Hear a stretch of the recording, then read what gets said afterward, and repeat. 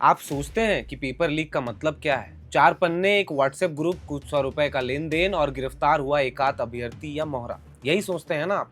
अगर यही सोचते हैं तो आज का ये वीडियो आपको जरूर देखना चाहिए, क्योंकि झारखंड की जेपीएससी और जेएसएससी परीक्षाओं में जो खेल हुआ है वो सिर्फ धांधली नहीं है, वो एक कॉरपोरेट साम्राज्य की दास्तान है। बिहार के बिहटा का एक बीएड कॉलेज, कोलकाता की कागजी कंपनियां, दिल्ली और मुंबई की रियल एस्टेट में बहता काला पैसा और इन सबके केंद्र में बैठा एक गुरु मास्टरमाइंड मिथिलेश सिंह और उसका शिष्य अभय तिवारी।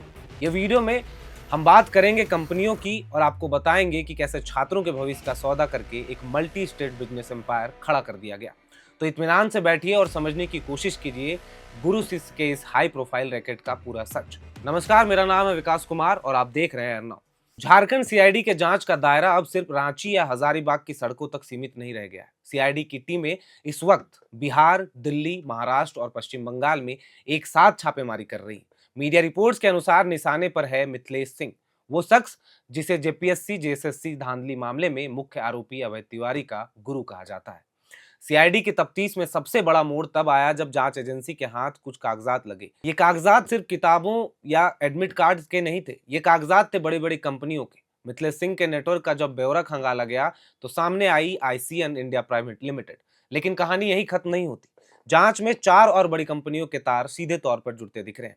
पहला है DA urban nomads community private limited, दूसरा पिगी वेंचर्स प्राइवेट लिमिटेड, तीसरा हैकपैक्ट होमटेल्स प्राइवेट लिमिटेड और चौथा है duper super ecosystem seeds private limited. अब सवाल ये उठ रहा है कि आखिर परीक्षा में धांधली करने वाले नेटवर्क का इन टेक, स्टार्टअप और हॉस्पिटैलिटी कंपनियों से क्या लेना देना है। दरअसल सीआईडी अब ये पता लगा रही है क्या इन कंपनियों का इस्तेमाल जेपीएससी और जेएसएससी परीक्षा की धांधली से आए करोड़ों रुपए को ठिकाने लगाने या वाइट करने में किया जा रहा था।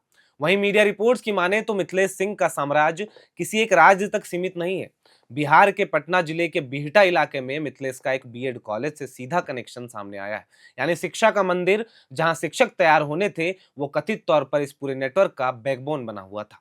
इसके अलावा सीआईडी की टीमों ने जब पड़ताल आगे बढ़ाई तो पता चला कि मिथिलेश सिंह के तार कोलकाता के कई सेल कंपनियों, दिल्ली के रियल एस्टेट संपर्कों और महाराष्ट्र तक फैले हुए हैं।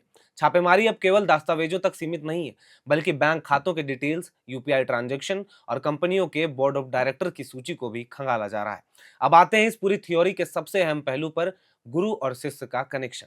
अभय तिवारी, जिसकी गिरफ्तारी के बाद इस पूरे मामले की परतें उधड़नी शुरू हुई थी, उसने पूछताछ में मिथिलेश सिंह को अपना गुरु बताया है। सीआईडी का मानना है अभय तिवारी केवल एक मोहरा था, जब बैकग्राउंड में पूरा ब्लूप्रिंट मिथिलेश सिंह तैयार कर रहा था।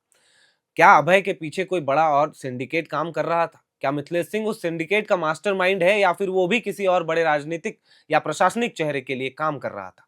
सीआईडी अब गुरु शिष्य के आर्थिक लेन देन की कड़ियों को जोड़ रही है, जो कि पूरे जांच होने के बाद साफ हो पाएगा। बहरहाल झारखंड के लाखों युवाओं के साथ जो छल हुआ है, ये मामला सिर्फ कुछ प्रश्नों के लीक होने का नहीं, ये एक वेल ऑर्गेनाइज्ड क्राइम सिंडिकेट का मामला है जो कई राज्यों में अपनी जड़ें जमा चुका था। सीआईडी की कार्रवाई अगर इसी तरह आगे बढ़ी तो आने वाले दिनों में कई रसूखदार नाम सलाखों के पीछे हो सकते हैं।